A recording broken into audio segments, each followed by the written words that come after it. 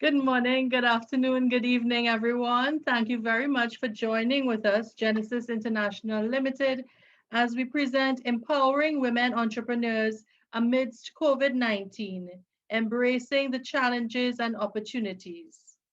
Today, our program has a list of phenomenal women, including the founder of Genesis International, Mrs. Makeda Antoine Cambridge. As we move into today's proceedings, I want us to hold in our hearts our brothers and sisters in the island of St. Vincent as they are experiencing natural disaster, and they are going through dealing with that. So let us send our prayers and let's keep abreast of what's happening so we can support them. And of course, the women who are there. It is known that the hand that rocks the cradle rules the world. And these days, these hands have gone on to code and program supercomputers. They're driving airplanes. They are manning ships.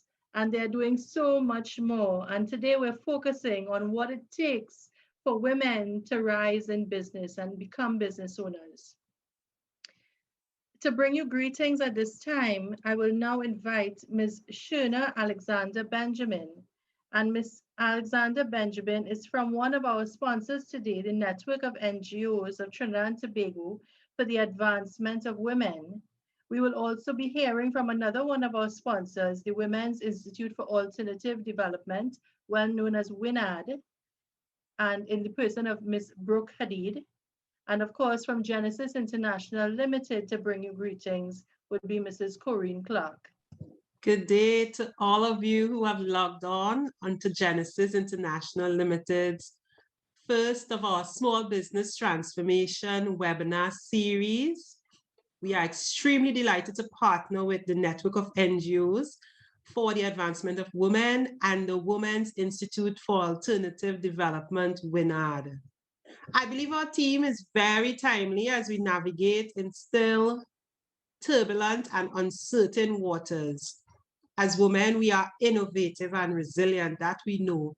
And so I'm confident that the time spent here will certainly accomplish our goal for today, which is to empower women entrepreneurs amidst COVID-19.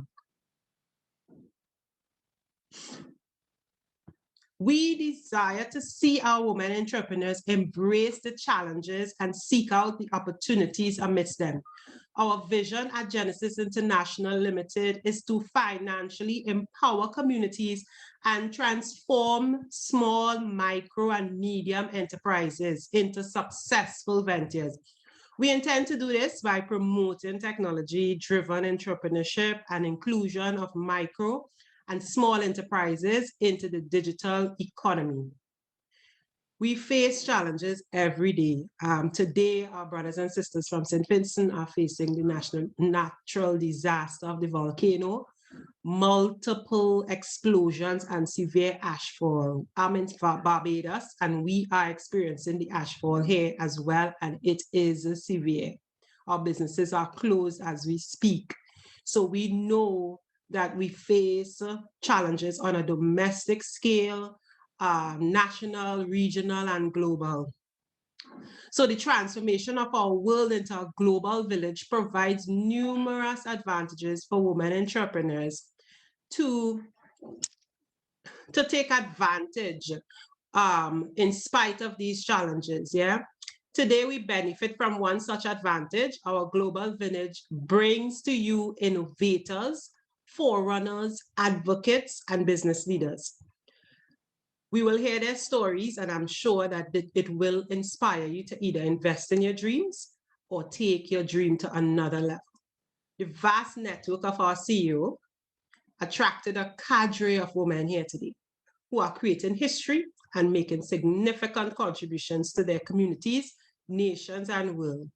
And so we are happy to have on our panel our very own founder and CEO of Genesis International Limited, Makeda Antoine Cambridge, Dr. Kanu, the founder and CEO of IntelliDigest, Ms. Shona Alexandra Benjamin, the co-founder and co-CEO of the Center of Building Resilient Communities, Brooke Hadid, the Director of Programming, at the Women's Institute for Alternative Development, Ms. Milena Simon O'Neill, President-elect and Association of the Female Executives of Trinidad and Tobago, Charmaine Wickham Howe, President and founder of Single Mothers Association of Trinidad and Tobago, and our moderator, and she too is the founder of Envision, Ms. Krista Pravat.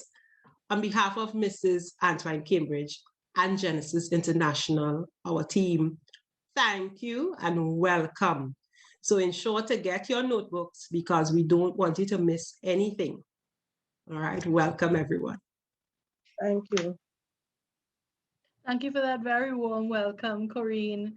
We'll now hand over to Brooke to bring her greetings. Thank you. Good afternoon, everyone. Thank you, Genesis, for arranging this webinar, and thank you to all the people that are attending today. As previously said, I'm Brooke Hadid. I'm the Director of Programming for WINAD. WINAD is a women's organisation that has been in existence for over 20 years now. And amongst our primary aim is to advance the rights of women and girls, and amongst our core values is that of building sisterhood, embracing diversity, promoting excellence, and encouraging respect for human rights. In our work, we aim to promote women's participation in the decision-making processes, encourage respect for gender justice, promote collective action and consciousness amongst women, and create initiatives that drive social transformation. That being said, it is opportunities and forums like this that are going to drive change forward by bringing women and men together who are working towards similar goals. And everybody has faced an incredibly difficult time in the last year, and it's affected different people in different ways. But I think one thing it has taught us is the power of solidarity. And with so many new problems compounded with old problems, also brings new opportunities. And I'm very glad that a webinar such as this is being held so we can explore some of those new opportunities and really help women move forward to just embrace their true potential and get all the guidance that they need to achieve their aims.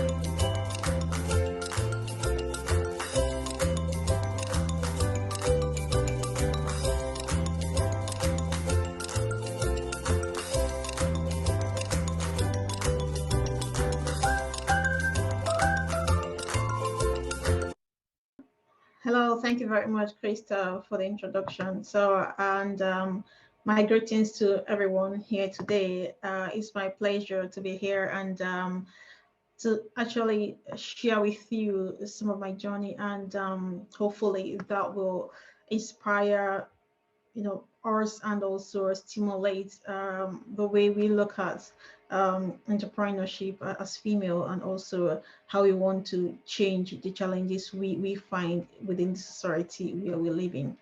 So to do that, I'm going to share my screen. Krista, can you help me and enable me, please? So IntelliDigest was founded at the back of my PhD work and the research I did. And what we do in IntelliDigest, we are empowering global food sustainability. And someone may ask me, what is food sustainability? You know, how do I understand what it is? So I will encourage you to take just kind of pause for a moment and really ask yourself that question: what is food sustainability? What does that mean to me?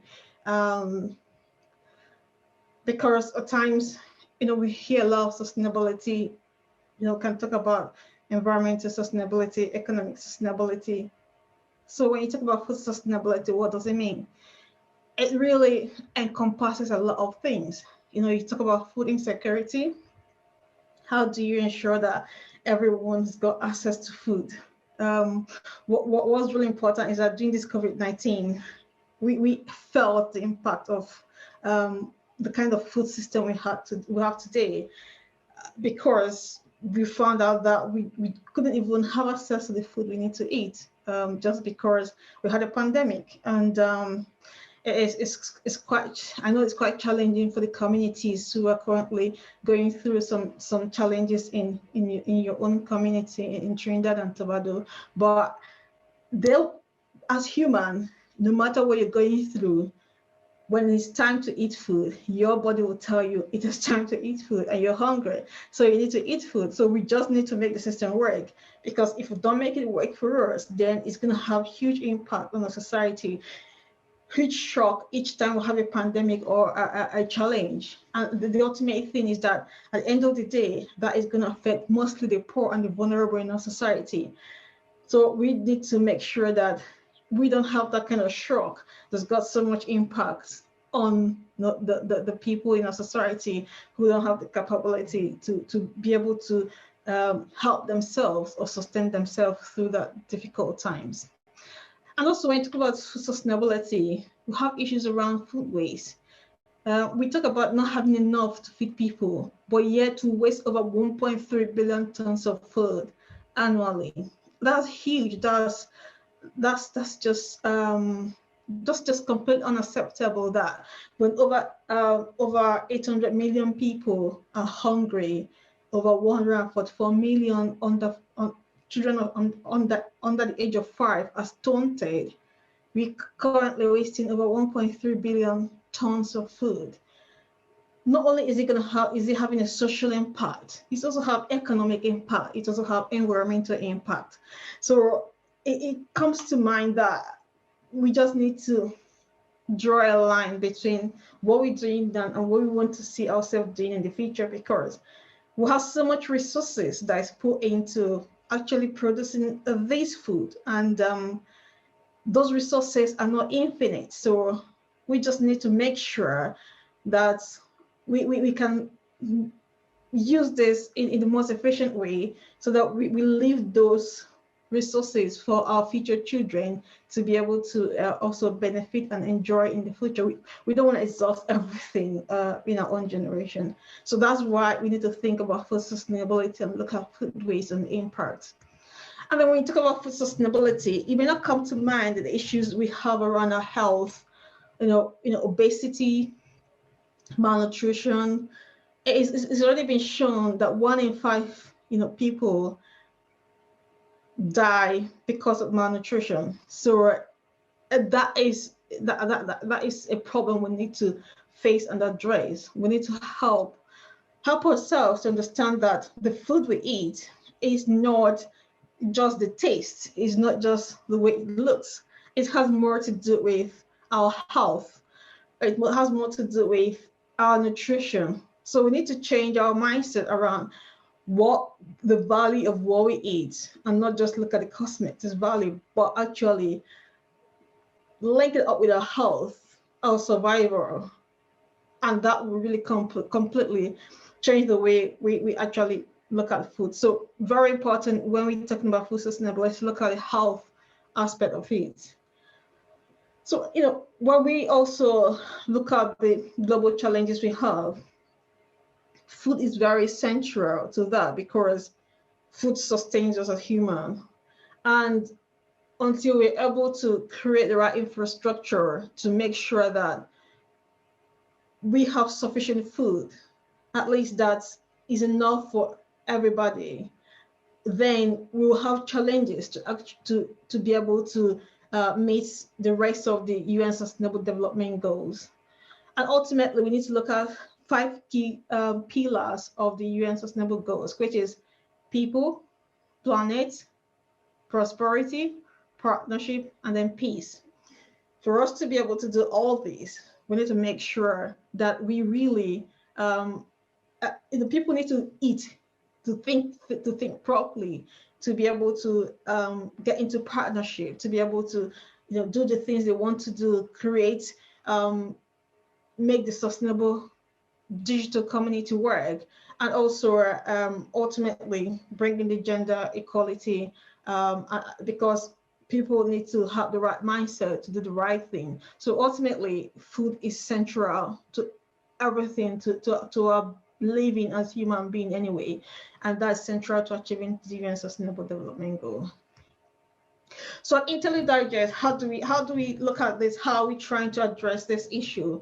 One of the key areas we looked at is ensuring that we have sustainable food production, ensuring that the issues around food insecurity is addressed and that food could reach people safely, not in a way that it doesn't meet their nutritional demand, and also trying to change the mindset of people on how they see food, rather than it being just for the purpose of it looks good and tastes good, but then changing the mindset of people that food has a lot more to do for our health and for our well-being.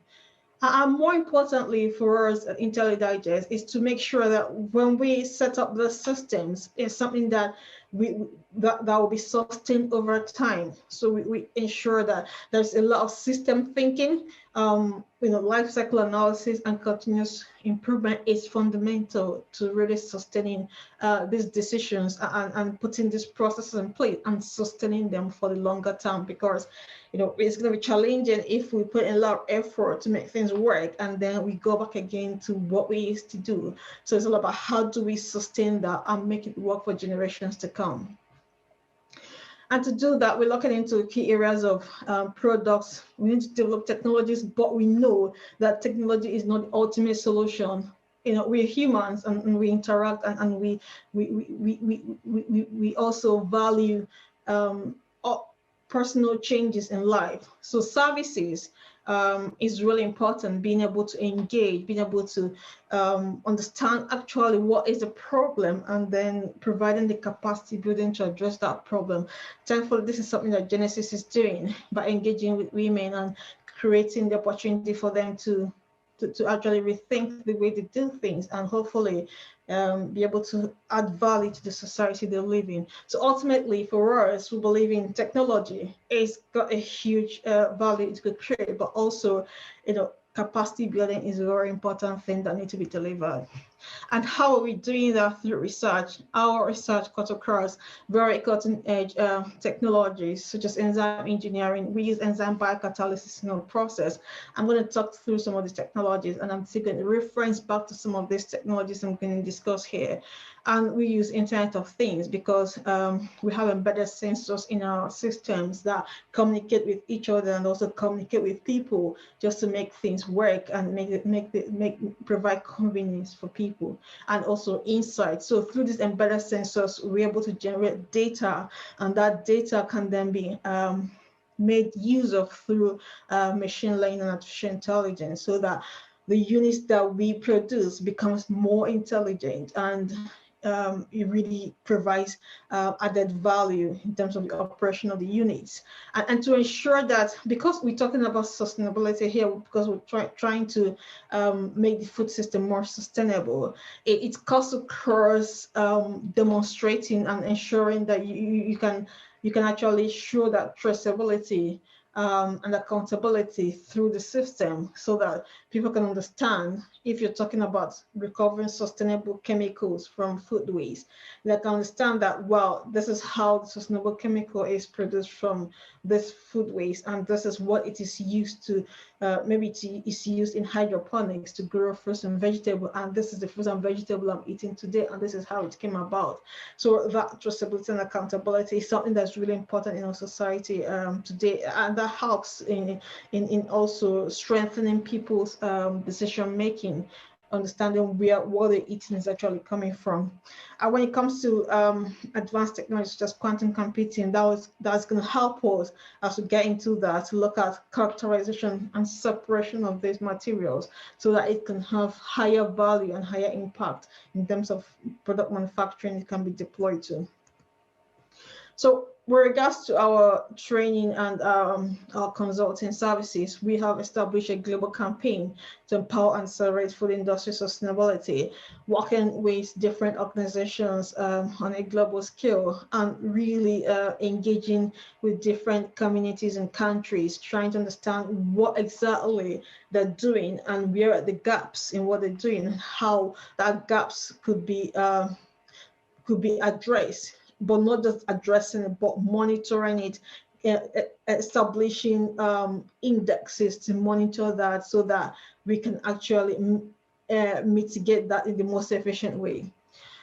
So to do that, we've developed this core pillars, 7 pillars through which we engage with these organizations. So first of all, doing a very comprehensive review, whether it's an organization, a community, or a country, we can do the review, we can identify what are the gaps in what they're doing, establish the index to measure. And then based on those gaps and indices set up, we can then start looking at what was next and what was the next additional value creation to really address the food sustainability of that community, country, or organization. So it could be that what they need is consulting or training, or they need a new technology, or they need the adaptation of another technology. Then we will be able to work with them to really mitigate that. So it's just having this structured approach to engaging with different organizations we work with. So one of the technologies that's been, and that's come of my PhD work is what we call a nature-inspired robot. It's called iDigest, can be put anywhere the food waste is produced. And what it does is that using sensors, it analyzes the food waste when it comes in. So we know what the carbohydrate, the lipid, and the protein content is.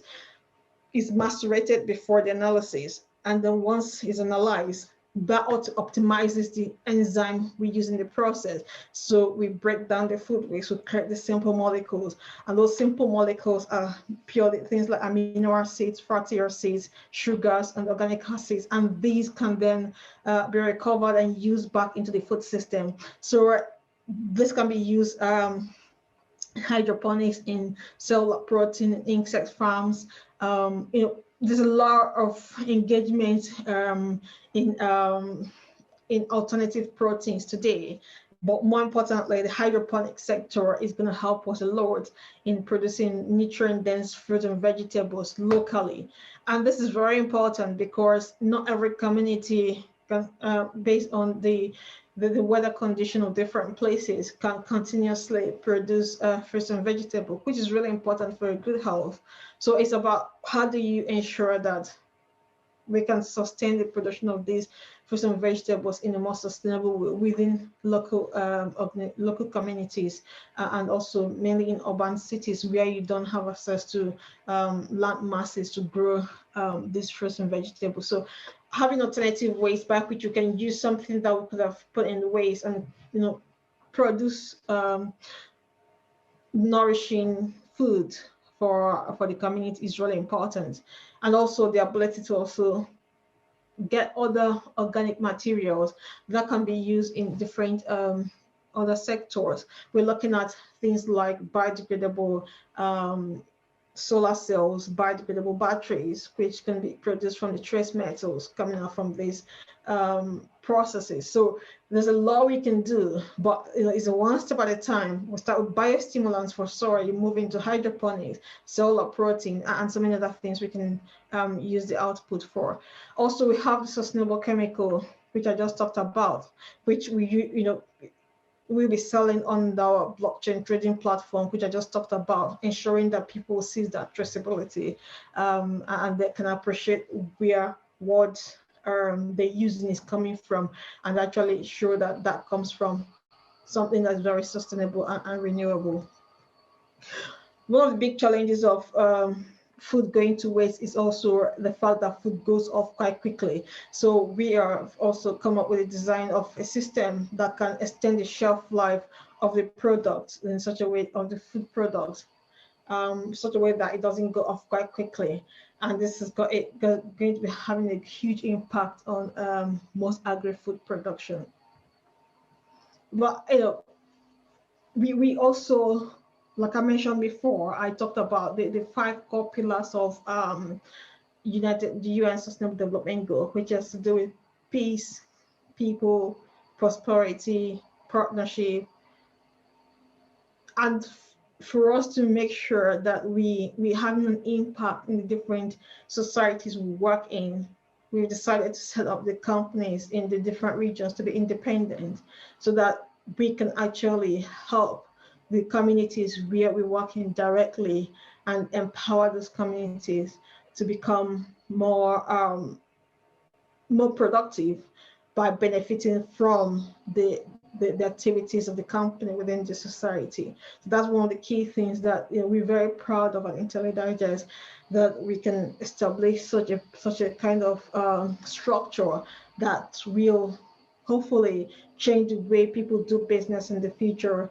because business is meant to drive impact. It's not just meant to be for prosperity, it's meant to be for partnership, for creating peace among people, for ensuring that the business is sustainable anyway, but could actually have an influence or impact in the community and the life of the people that also part of that business. So just bringing it to an end and wrapping it up, we are people, we appear in different forms, at different times. I can be an entrepreneur today. I might be in the lab working as a scientist. I might be engaging with friends at different points. So we need to see each other as people, as human. And to really build a business, we need to know that ultimately the team we work with is really important. And in everything that we do, however we do it, we need to engage with people to be able to do it. So it's something to have in mind, that how we treat each other, how we relate with each other matters a lot. And as we build our businesses, as we move into the world to make an impact, it's good to also bear in mind that we're not just going there to succeed in the business, but also to drive a wider change in our society. And we need to do it in a most efficient way, and in a way that is really going to drive a change in the life of people. It's going to promote peace. It's going to promote, make the planet more sustainable. It's going to help with a wider engagement, supporting the poor and the vulnerable in our society, promoting gender equality, enabling people, being the voice of people who could not speak and speak for them, and really doing those things and being that person that we want to really see others come up and then help to sustain our overall society and community, and help us to understand that we need to appreciate each other.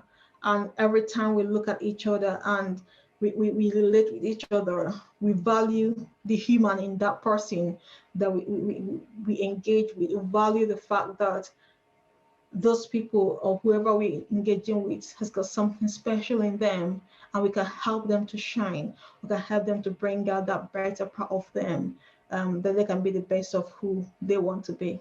Thank you very much. Can I just say, wow, wow, wow. Dr. Ifeinwa Kanu, thank you so much for sharing all of that with us. I mean, it was so much information to unpack. If I had to find 3 words to describe you just from your presentation, it would be humility, one, that struck me. The fact that you love humanity, because this whole work and project and from IntelliDigest and all the things that you've described to us, it was for the love of humanity and the love of people. And I think that in itself is something that all of us need to learn from you. Not being afraid to venture away from what was your core area in terms of, engineering, in terms of building buildings, so civil engineering and that environment, into this biodiversity and understanding enzymes and all of these other complicated things. But it really speaks to me as a woman interested in leadership, interested in empowering others and growing my own business, that sometimes you need to take the scary jump when you're inspired in a different direction. That might be the way that you are being called to go. food and healing and health is also something that we need to be paying attention to as we feed ourselves and our families, the healthy mind, the healthy body. And you beautifully tied in the sustainable development goals and those overarching global goals that we should be having, and how it ties into each and every household and family, and the kinds of things that we can put in place to grow our own nutrient-rich foods rather than subscribing to the processed foods, which are actually killing us and shortening our lifespans. Some things that you also mentioned was accountability, responsibility, and sustainability. And these three, I think, work together for any successful, viable business that will attract the attention of people, not just wherever you are home-based, but across the globe. So phenomenal things. I can't wait for the panel aspect of this when we get to ask you a few more questions. Thank you so much, Dr. Kanu. That was an incredible presentation. Now we'll have a few minutes of entertainment or thought, a different type of thought from poet, artistic director, and educator, Mr. Darren Sandy. A man once told me, you never know how deep the pool is until you dive in. So I dove, and while I was in, he asked if I knew how to swim. Then watched me sink. Start your own business. Words stated like if they're asking how was your day. This is the age of being self-made. Do it yourself. Get the self-praise. That's the new normal. Haven't pandemics taught us that in the event of a disaster, the breadline is the first respondent for those whose income responds on the call of someone else? It is obvious. The needs for ends to come from somewhere else, and why not do it yourself? A browse on social media feeds shows that friends and friends of someone else all into increasing wealth. Startups starting up, and well, startups quickly coming to an end. To what end do I invest? How can I turn my talent into financial interest? Well, like any skill, you have to invest time in crafting it. For many may see a gift, but they ain't know the half of it. The fine-tune to make the skills sing in storm or with limited support, burning midnight oil in the hours before dawn. It's easy to form a Facebook post, but a bit harder to post consistent form in making sure your business spawns your wants. So you had to remember to hunt the latest trends, never remain stunted or doubting, always urge to upskill. There are levels to the art of swimming. There's a skill in acquiring skills. I guess we could call that skilling. The real business I always skimming, not just for the creme on top, but for the depth in the source of the grind and the tough months and dependence on self and people depending on you for their wealth. This is not just swimming.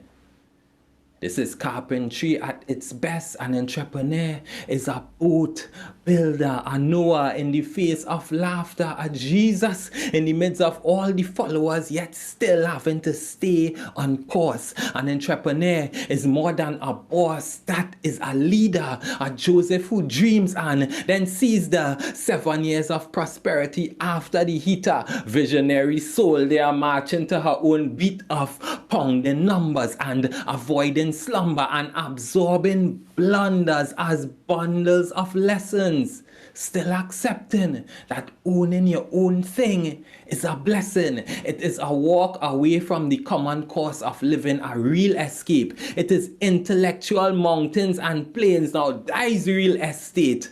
A man once told me, you'll never know how deep the pool is until you dive in. So I plunge, because all my behavior before diving suggested that I long to govern self. I put God at the helm and well, I'm ready to swim.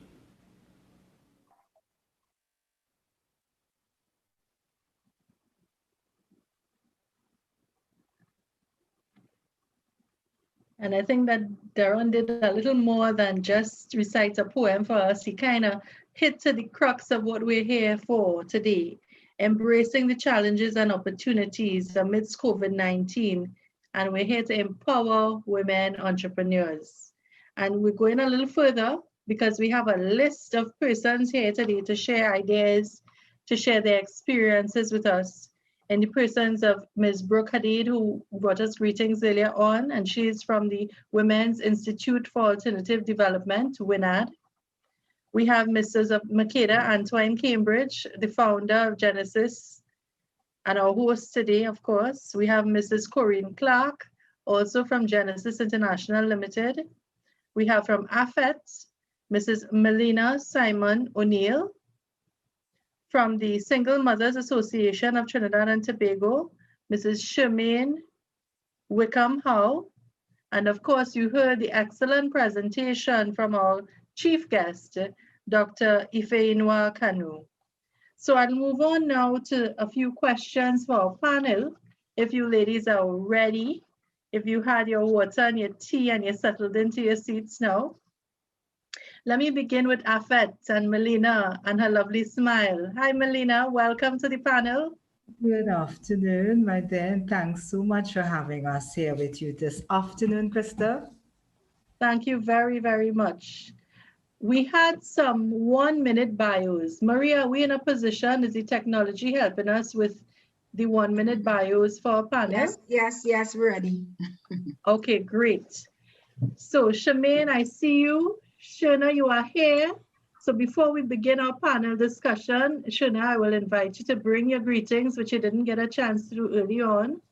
Brooke, you look lovely. Thank you. Oh. Corinne, good. All right, so our ladies are ready. We're ready. Marie, can you cue up the bios, please?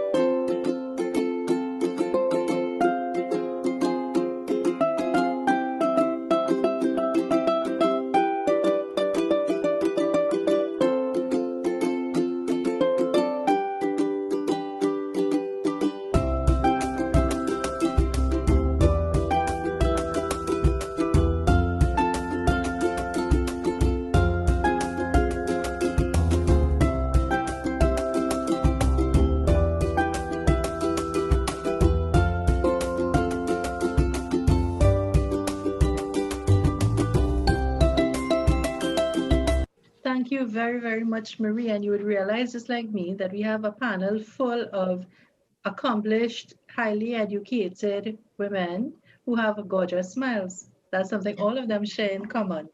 And as I said before, we weren't able to have Shuna join us for the greetings.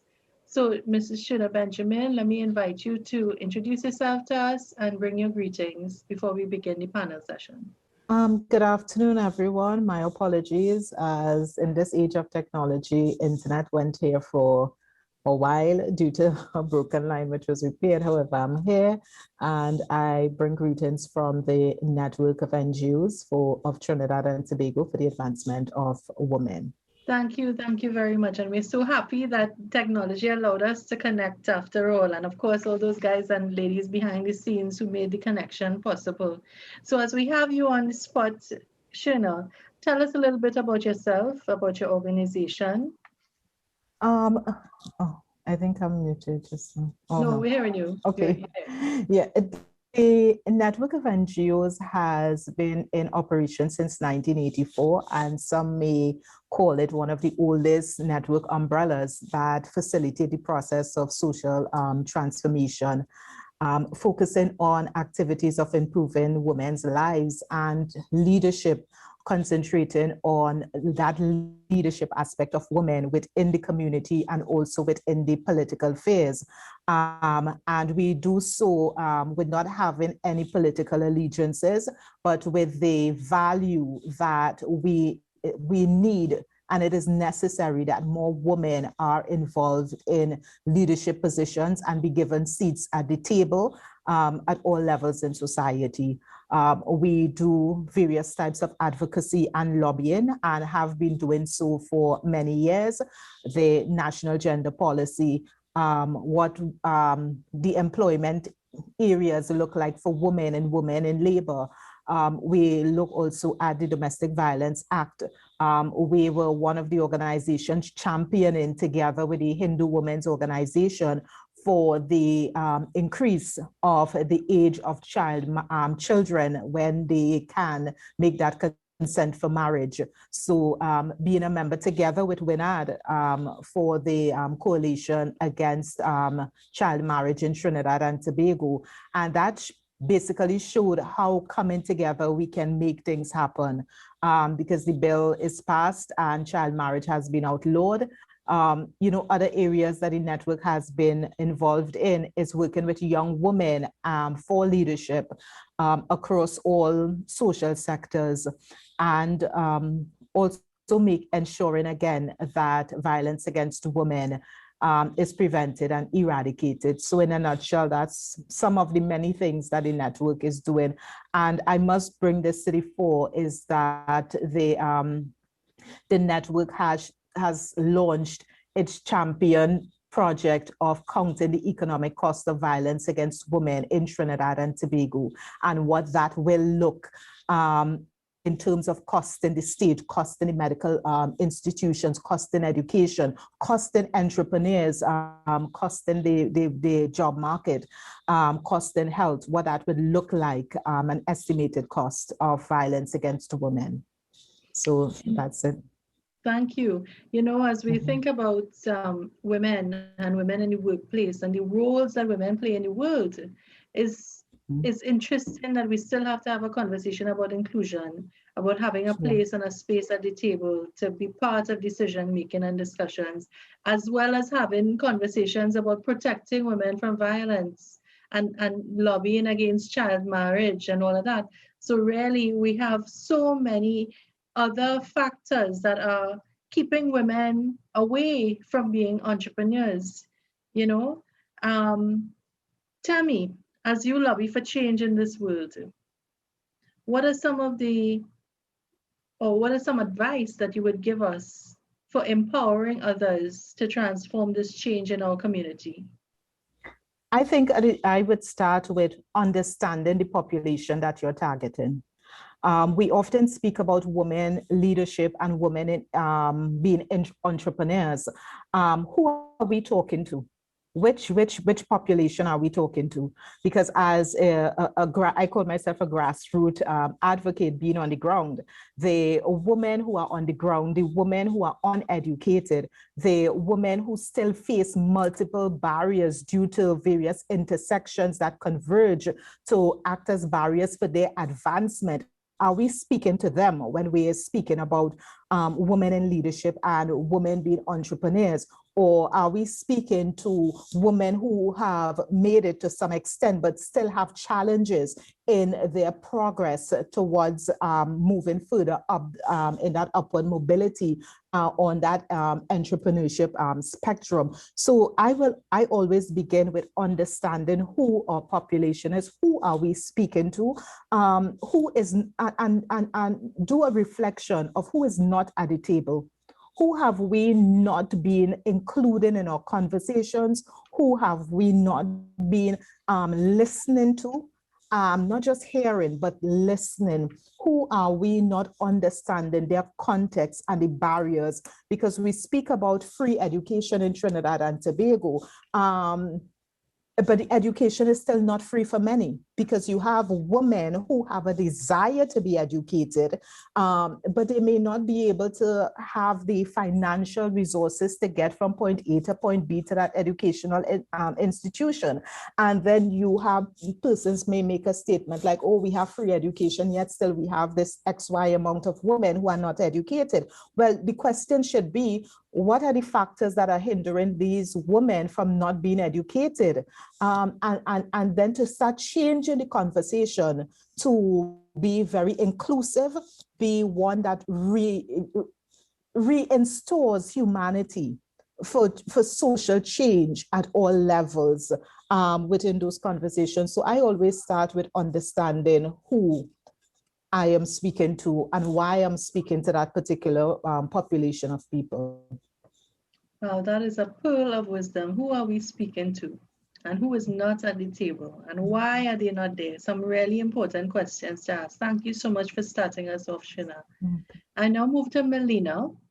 Melina, tell us a little bit about yourself and about the organization that you are president-elect. Are you in office yet? Yes? Good afternoon, Krista. So yes, I am Melina Simon O'Neill, and I am an entrepreneur, but currently hold the position of president-elect at the Association of Female Executives of Trinidad and Tobago. And I listened to Shina, and it's like if she took a page out of our mandate, because we are also very much dedicated to making all women winners. And while our mandate started out as only executive women, the face of the organization has been changing to reach out to that other population that she mentioned, female entrepreneurs who are their own bosses in their own right and are seeking, of course, advancement.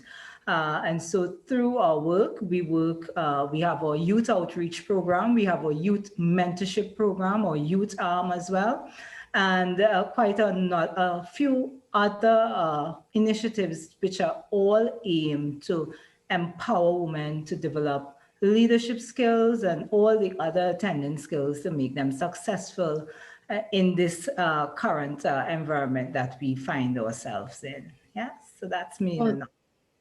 Thank you very much. And that is one hat that you wear, because we realized from your bio that you have many hats.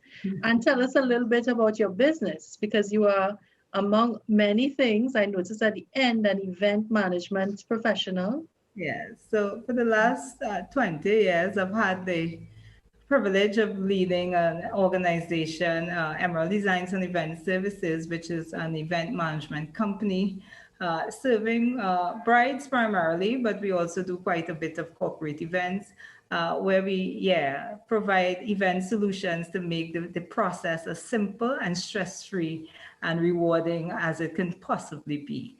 All right, and of course, I have my other love. I'm very passionate about hats.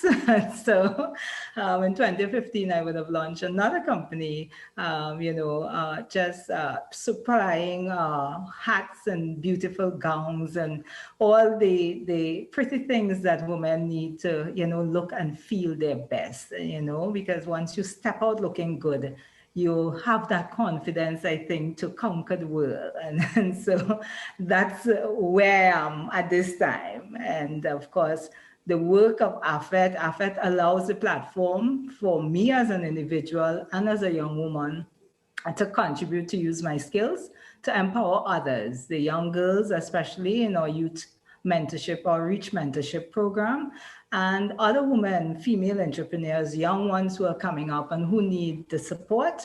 And so I am excited about the journey ahead in this current role that I serve in.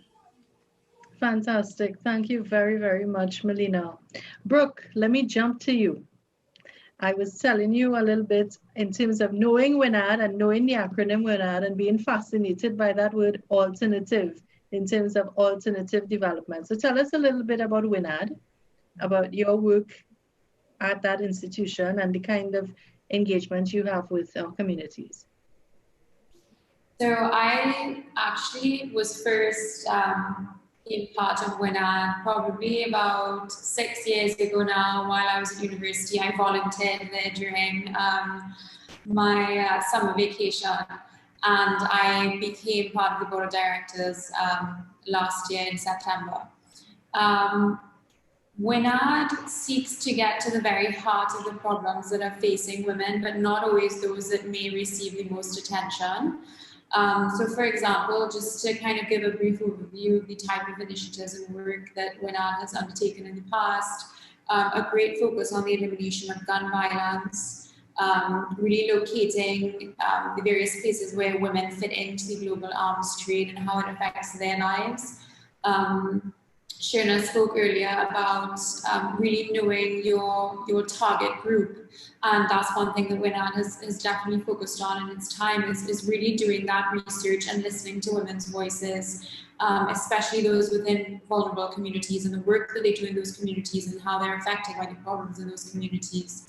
WINAD has also strengthened the bonds of sisterhood through its intergenerational mentoring, so really understanding that women are at their best when they are supporting each other and they're guiding each other. Most recently, one of our initiatives in the past year has been hosting legal aid clinics to migrant women in Trinidad and Tobago, because no woman should be left behind. Everybody should be included. Everybody should be given the support and guidance that they need to make sure that their rights are being fulfilled and addressed. So WINAD does get involved in the big issues, but always looks a bit further, and I think that's where that alternative comes in. And it's paying attention to the things that may not get the most traction, but are incredibly vital to the lives of women, especially the most vulnerable women living in our society. Well, that's so important that, you know, now we know what alternative means, and really, as other speakers have said, we have to ask our questions. Why is this person not at the table, and why is this going wrong? Why are they missing what we think the opportunities are? So that's critical. I want to ask a little bit in terms of your experience. We had with the COVID-19 pandemic and the restrictions that were placed on us, a lot of lockdowns. We're here, we're operating virtually, and that has become our norm. How has it impacted on women, and did the work from home situation help women, or was it a source of hurt? Well, I think there's two ways to look at work from home. There's work from home generally, and then there's work from home compounded with all the other conditions that we faced during lockdown and pandemic. So I think work from home has affected people in different ways depending on what their life situation is. So work from home has not affected men and perhaps single women as much as it's affected working moms or women who are also caregivers, not just mothers to their own children, but women to undertake various caregiving responsibilities in the home with other relatives and dependents and the household in general. So I think, you know, work from home has been obviously a global trend. It was a trend that was kind of building slowly before COVID, and COVID really accelerated it in a big way. There are the obvious benefits that we can see, you know, the time that you gain back from commuting to work, the increased flexibility that you have to carry out your commitments in the domestic sphere along with your working commitments. The removal of, certain workplace, perhaps harassments or aggression that you face when you have to enter the workplace or an office setting that could be actually quite hostile. So it allows people to really set the terms of their working environment and find greater balance. I mean, those are some obvious benefits that we see in theory, and in some cases it does work out that way. In some cases it does not work out that way. I think one of the best things that's come out of working from home is that employers and managers have been able to recognize that they can get very high levels of productivity out of their employees without their employees physically being sat at a desk in the office from 8 to 4, 9 to 5. I think it's really broken that myth that your employees cannot be productive if they're working from home, working remotely. And that's going to be really, really important for women, specifically for women who have so many external caregiving responsibilities that they need to attend to. Where I think work from home has not worked out so well is that it can actually increase the conflict between work and family life. Like I said before, how it's affected different people. Studies show that for men and also single women, working from home actually increases the number of unpaid overtime hours that they do. Whereas for women who are caregivers, it actually increases their domestic responsibilities, and they're able to, in some cases, not have those necessary separations in place to maintain those two aspects of their lives. Also, working from home and that removal from the office, if that becomes a long-term trend, it can also tend to become gender skewed in the sense that more women might find it easier to work from home and balance their responsibilities. But that means they also can become out of sight, out of mind if their male colleagues are more able and willing to go to the office and be in that view and have those face-to-face informal interactions with the people who are making big decisions about the future of the companies, promotion-wise. So work from home has not affected everyone everywhere the same.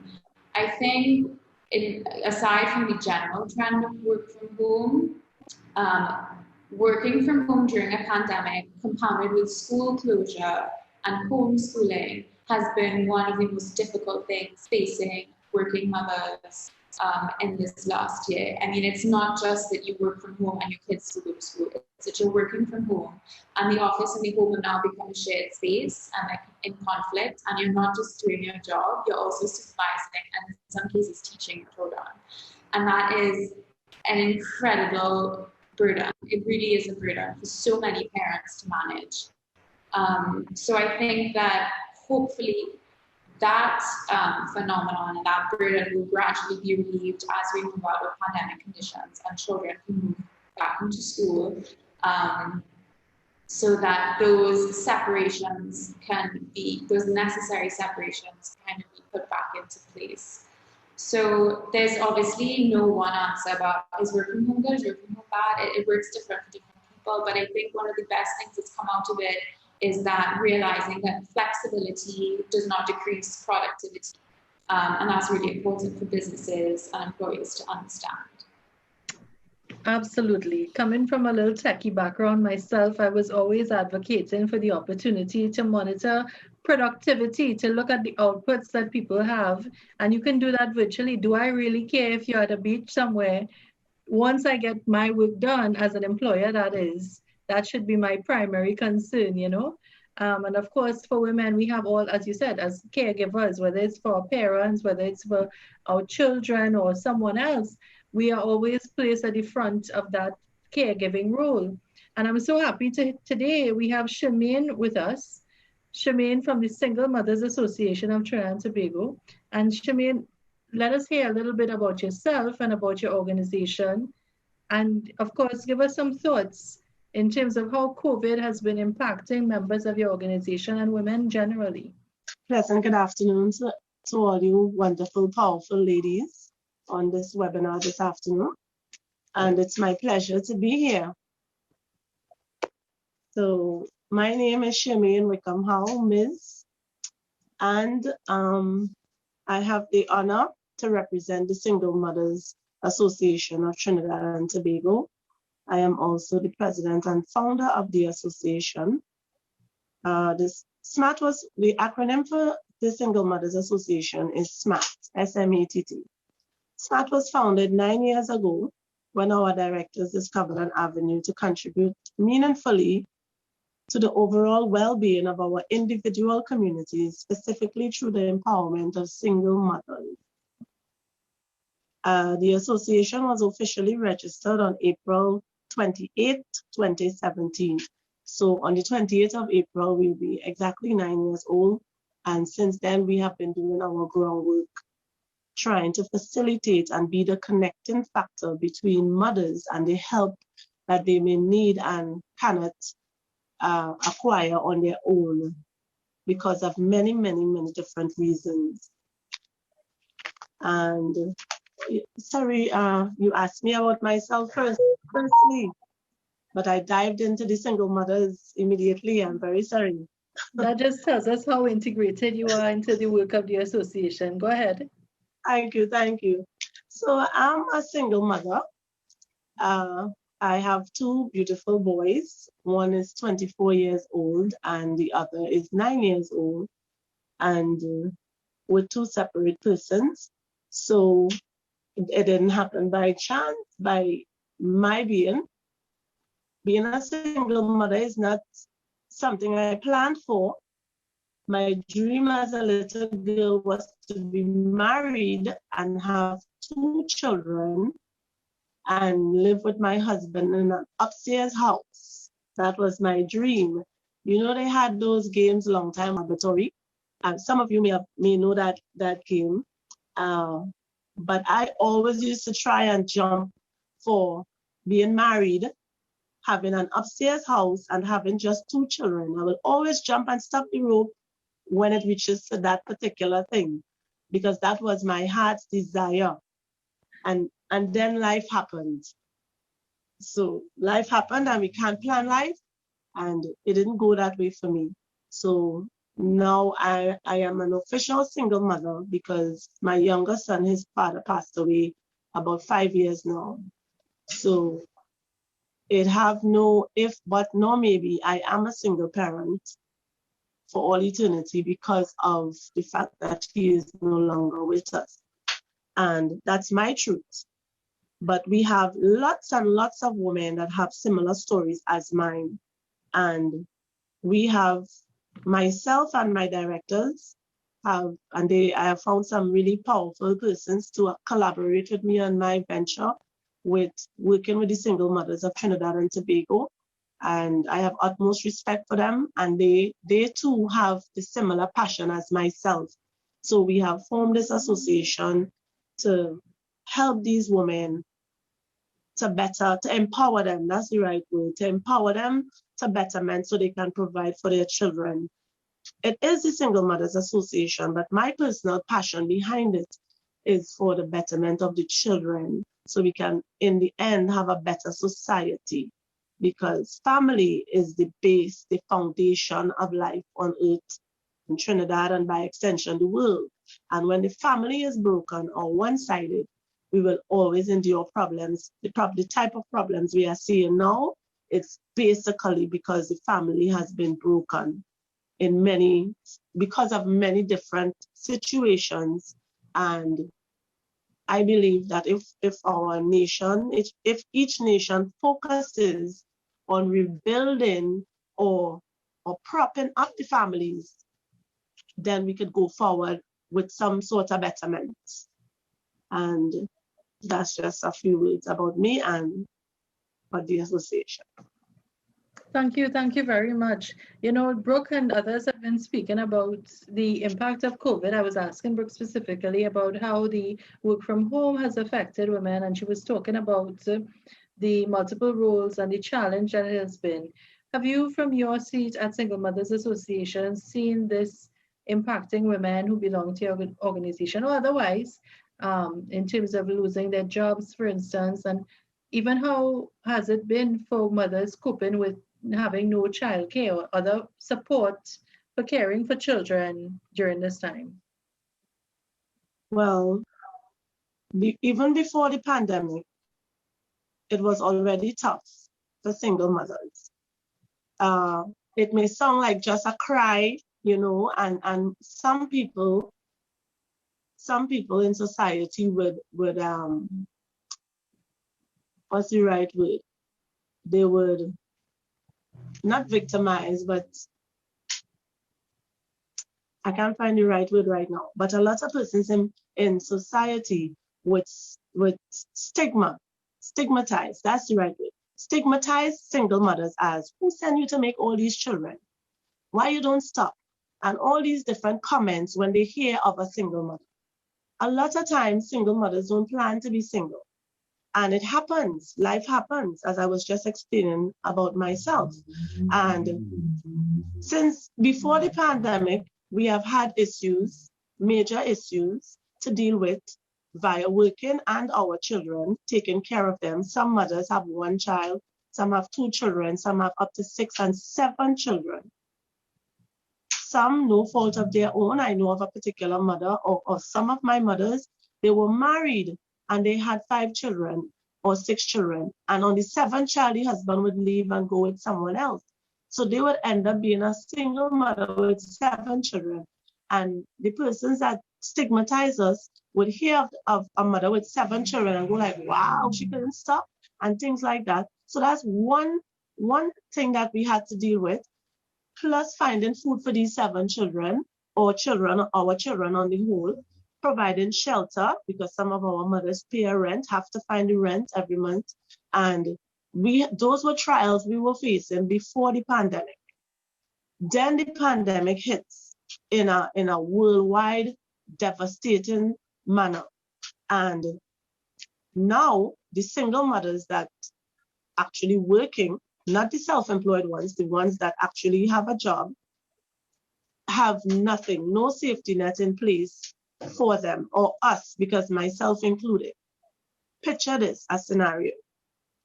A mother having a little boy, 9 years of age, has to be online from 7 a.m., from 9 a.m. to 12 p.m. Via Zoom. His mother has to be at work. The latest she can get there is 9:15 till 12 p.m. The employer doesn't see it fit to give the mother work at home situation.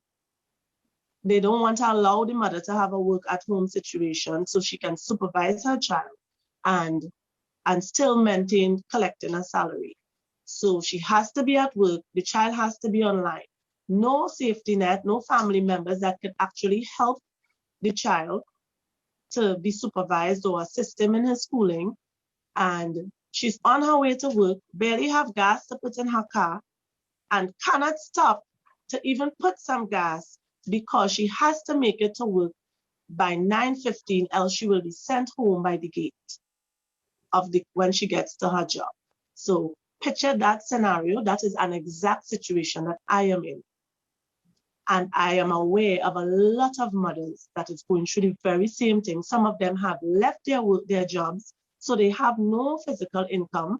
They are seeking help from the social services, the public assistance grant and the food card to sustain them while they are at home to take care of the children.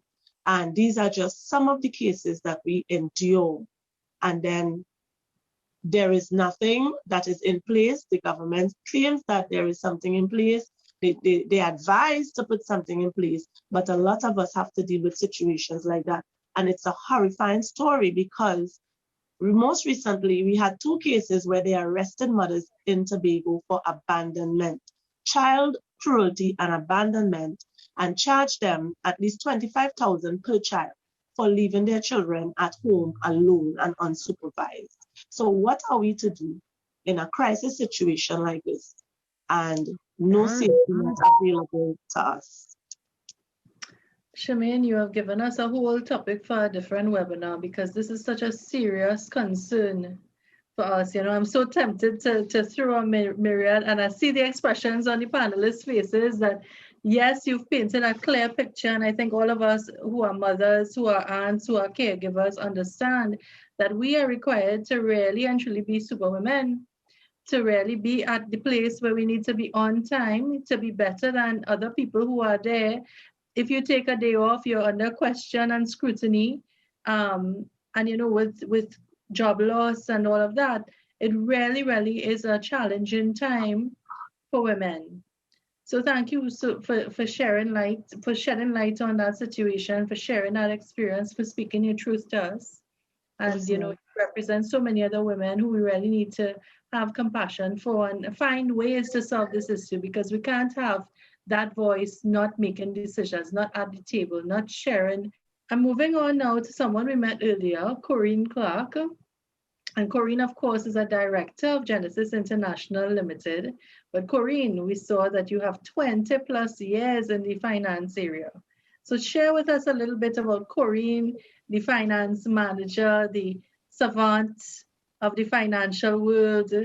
Tell us about your career in that area, and tell us about some prospects as we come back to women and entrepreneurship. Okay, hi again, everyone. Yes, Krista, I actually knew I wanted to be an accountant in Form 4 or Form 3. You know, that time when you have to choose your subjects. I always like numbers and maths and stuff like that. So that dream pretty much ushered me into choosing ACCA as a career goal. And so I have been privileged, I would say, to be exposed to a lot of industries, but within the finance role, from insurance to non-banking. And my most, I would say, one of my most loved, the credit union, because I think at the credit union, we represented who we are talking about today, a lot of women. When we did our demographics, mostly women were members of the credit union. And so I was happy and privileged, again, humbled to engage with many of those women who, like Sherman said, trying to manage their households. And we had to come up with products. What we were really happy about doing is coming up with products that would assist single mothers in their venture, you know, in their life's journey. And again, to sustain the community and the family. So yes, being at the helm of the credit union was really enlightening to me, because I saw the heart of many people and we tried to assist them. And one of the areas I am happy to share with Genesis International, which we are doing currently, is empowering persons who may not have imagined that they can do it. So at Genesis, being a part of that vision, we are assisting those persons, those small, medium, micro entrepreneurs, those who, the person who might be sewing clothes to make extra money. I grew up, my mother, I grew up from a single mother. My mother was a single mother, and I saw her sewing a lot on an evening to make ends meet. And that entrepreneurial drive within her was simply to make ends meet, to put gas in the car. But however, she didn't transcend into taking that into a business, a full-fledged business, you know. And I believe that at Genesis, we want to take women from just making ends meet into establishing their business, their dreams, and using the technology to help and to aid access into the global village, as I like to say. This is certainly the internet and the Internet of Things have certainly made us a global village. We can now access, we can start our business pretty easily anywhere in the world. I've recently had that experience. I mean, it took 24 hours to register a new business in one of the territories. Unfortunately, we haven't gotten there as the Caribbean yet, but that's one thing that we need to advocate business facilitation within the Caribbean. But starting your own business has definitely been made much easier with the use of the internet and the Internet of Things around us. So yes, at Genesis, we are just looking forward and looking into all of these opportunities to aid, empower women, youth, and persons in the agriculture industry. So I'll stop there, because I think I can go on with it. Of course, and I mean, these panelists, I mean, yourself included, have provided so much information, so much ideas, so much things to talk about. We have gone over time. We plan to stop at 2:30, but I can't leave without inviting the founder of Genesis to actually tell us about the organization, tell us a little bit about her experience, and tell us why it's important. How does Genesis International take the woman who's a seamstress into a full-fledged entrepreneurial business that reaches the world? Thank you everyone. Corinne spoke about Genesis, so I wouldn't get into that. But what I would share is, it doesn't matter what type of business you have, the digital technologies allow you to enter new streams, new market, new customers. Like I normally say, if you're accustomed having a stall on the highway, expecting all the cars to pass there, and then now there's a new road that everybody's passing to the left, and you're still sitting on the highway, then you will not see your customers coming that direction. And so you will see your revenue stream being affected. Think of the digital highway as the same. It is a new path that we are in, the entire world is in. Because of COVID, it has been, I should say, enforced upon us. So the digital transformation is not here by choice, it's here by force. And now, because it's here by force, it's being implemented in all different aspects of our life, from online school to work from home to virtual training, everything you name, everything is happening online. And so as a small business owner, it is in your interest to go where your customers are.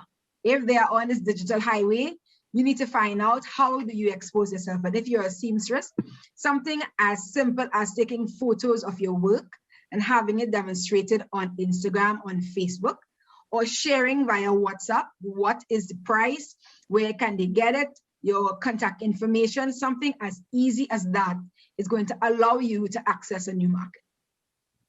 Fantastic. So we have learned so much today. We've learned so much from our very first speaker, Dr. Ife Kanu, who was telling us about taking that passion that's in our heart, not being afraid of the fact that it's not our area of expertise, learning and doing good in the world.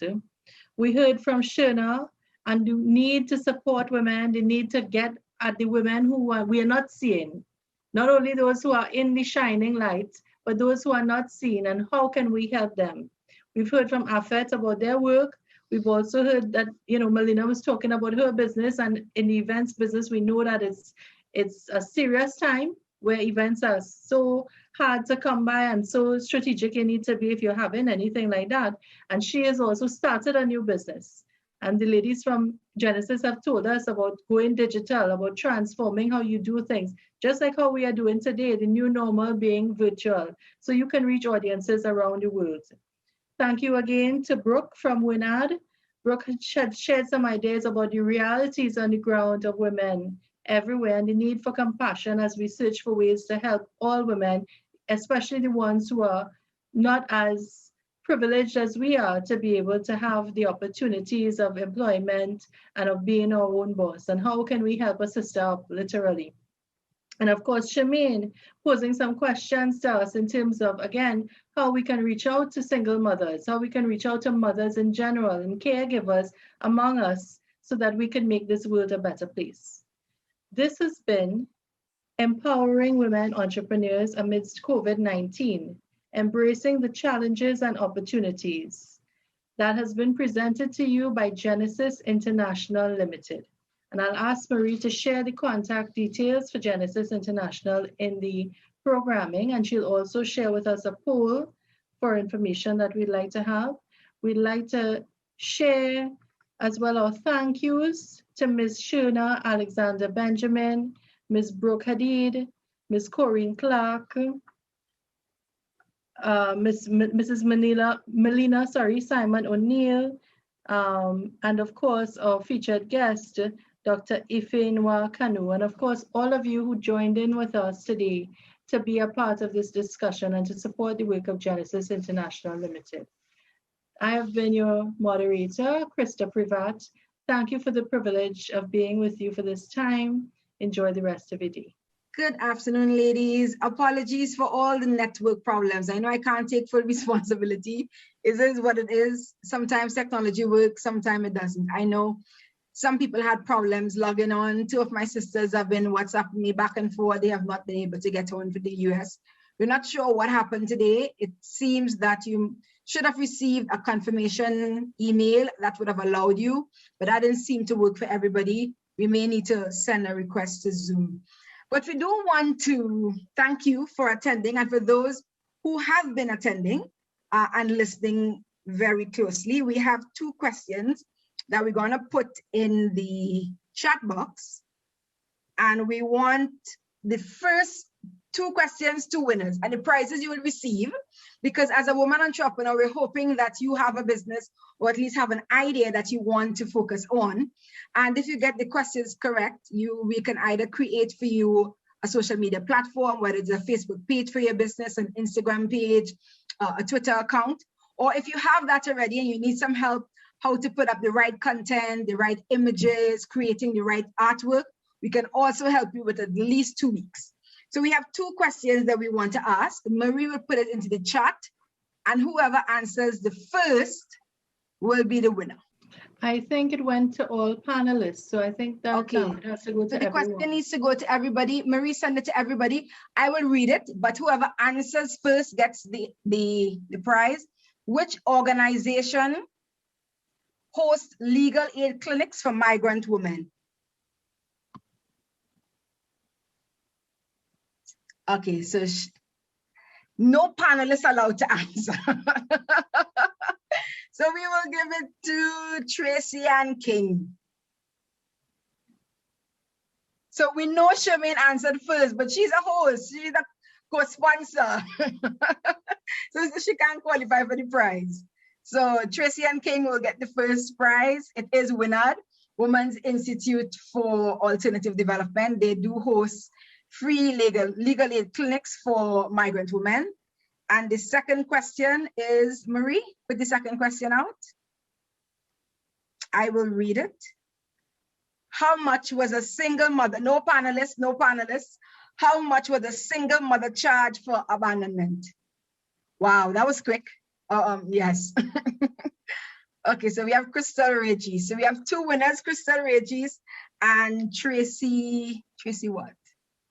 Tracy Ann King. So we will provide the link in the chat box now, which is Genesis International's calendar. Click on the link and make arrangements so we can give you a prize. Now, this link is also available to all attendees. You reach out to Genesis and you get a free 30-minute consultation to discuss your business, your ideas, your challenges, anywhere we can help you. We will listen to your content, we will listen to your conversation and guide you as you see fit. So Marie, you can go ahead and share our calendar. You can check your chat box. And I will just close on this. Ladies, I hope you have learned, enjoyed, and been inspired. I want to say a special thank you to all the panelists and the organizations who have partnered with us. A special mention to Miss Jackie Burgess and Miss Filade Mutata. They are the founders and coordinators of the organization that we're working with. Thank you for all attendees for spending time with us. I have learned and continue to learn in this journey that mindset matters. For COVID-19, it has been a nightmare for some. It has been a wake-up call for some. It has been a blessing in disguise. COVID-19 has affected 139 million people and killed 2.94 million. According to the data, 562 deaths. That is more Americans were killed than World War II. For Trinidad and Tobago, 8,404 cases, 146 deaths. However, we also saw more billionaires than ever, 2,755. and more wealth, even as people struggled and lost their jobs.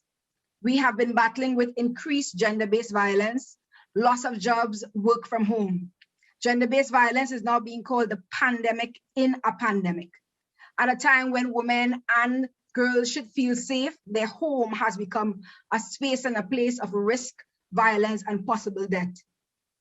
Thankfully, many are also recommending technology to assist in this, whether it be online texting chats where victims can seek help, or in Beijing, a judicial court has been using cloud-based platforms and online court hearings to deal with cases of gender-based violence. According to Work From Home, as Brooke shared with us, when we look at it, many women are still asked to choose between being a caregiver or have a career.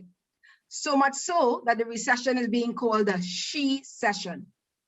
If women did not lose their job, they might have had to let them go because they had to look after people. Trinidadian Dr. Natasha Ramkisoon-Babwa, on her study of women entrepreneurs in Trinidad and Tobago, wrote, "Women entrepreneurs have always been positioned as a new engine for growth and the rising stars of the economy in developing countries. However, women entrepreneurs still battle with fear of failure." Michelle Bachelet, former executive director, says, "Why should we battle with failure when we have endured, some of us, toughest circumstance and can achieve for our families and society if only we are given the opportunity?" When it comes to opportunity, women are believed to own 1/3 of all small businesses. However, COVID-19 has shown a surge in women entrepreneurs, largely due to work from home and introduction of new digital channels. I'll give you one example in India. Her name is Savita Dish. She used to sell brooms at a weekly hat. When the market shut due to the lockdown, she went out of business. As the lockdown eased a couple of months later, she witnessed a high rate of reverse migration. People from Mumbai and Pune started coming back to the villages, which meant and gave her an idea to start a new snack business. Since the pandemic restricted movement, she resorted to technology. She started a WhatsApp group and told people not only in her village, but also in adjoining villages that she made the best Mumbai-style vada pav in the vicinity. She soon had a beeline of patrons. She took orders online and started billing and receiving payments online. She also sourced her ingredients online. A month later, when she got her license from the Food Safety and Standards Authority of India, she became the first woman in her family to run a business of a certain scale. Women are coming to digital platforms, not just for financial transactions, but also to market their products. For marketing their products digitally, they have to make it attractive.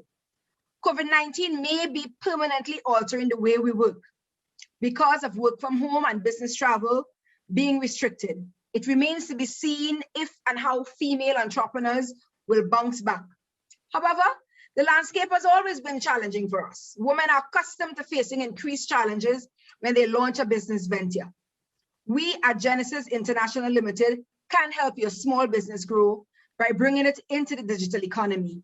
Today, these technologies allow small firms to be born global and access both international and domestic markets from the outset. We at Genesis International can help your small business grow by bringing it into the digital economies through boot camps, business coaching, group coaching that focuses on training in digital marketing, social media marketing, accessing finance, customer experience, business development, digital payment. You may be selling natural healthy products, offering online tuition, selling delicacies and street foods, a spoken word artist, selling women wear, selling and financing real estate, providing event management services, counseling services, accounting services. Have you been tapping into the digital technologies and channels like Facebook, Instagram, Twitter, LinkedIn, website, Shopify, which allows for an online shop, WhatsApp, cloud computing? At the heart of entrepreneurship is the ability to see opportunity where it might not be immediately obvious. I leave you with, the pessimist sees the glass half empty. The optimist sees the glass half full. The realist sees the water. There's a joke that says, they're optimists, pessimists, and realists. While you guys were busy arguing about the glass of water, I drank it. Sincerely, the optimist. Sincerely, the opportunist. I leave you with this afternoon. What do you see? I thank you. Have a good evening and thanks again. And please look out for more Genesis International Limited as we bring more webinars for transforming your business. Have a great afternoon and a great week.